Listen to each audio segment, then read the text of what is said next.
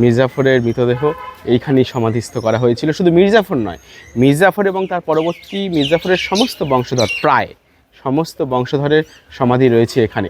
মির্জাফরকে Clive ক্ষমতায় বসিয়ে সবাইকে বললেন, তোমরা একজন খারাপ নবাবের পরিবর্তে একজন ভালো নবাব পেলে, কিন্তু এই ভালো নবাবের জ্বালা অনেক। সিরাজ পালানোর সময় রাজকোষ খুলে দেওয়ায় রাজকোষে নেই কোনো অর্থ, অথচ ক্লাইভকে দিতে হবে চুক্তির টাকা। সেই নিয়েই তার হলো চিন্তা। আর চিন্তা হবে নাই বা কেন? মির্জাফরের কাছ থেকে ইংরেজরা প্রায় মোট 3,38,25,750 টাকা। এর মধ্যে স্বয়ং ক্লাইভ পায় 23,24,000 টাকা। তখনকার হিসেবে 10 গ্রাম সোনার দাম ছিল প্রায় 5 টাকার মতো। এবার আজকের নিরিখে আপনার হিসেব করে নিন অ্যামাউন্টের অঙ্কটা কত হতে পারে। প্রায় 10 থেকে 12টা নৌকা করে ক্লাইভ সম্পদ নিয়ে গিয়েছিল কলকাতায়।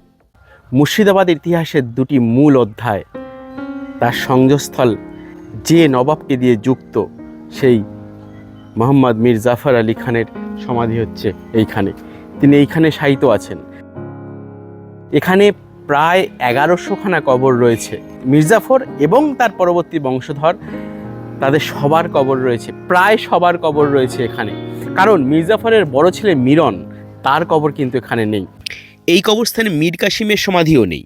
নবাব হওয়ার পর মীর কাসিম রাজধানী মুর্শিদাবাদ থেকে নিয়ে যান মুঙ্গেরে, তাই মুর্শিদাবাদে তার বানানো তেমন দর্শনীয় কিছু নেই।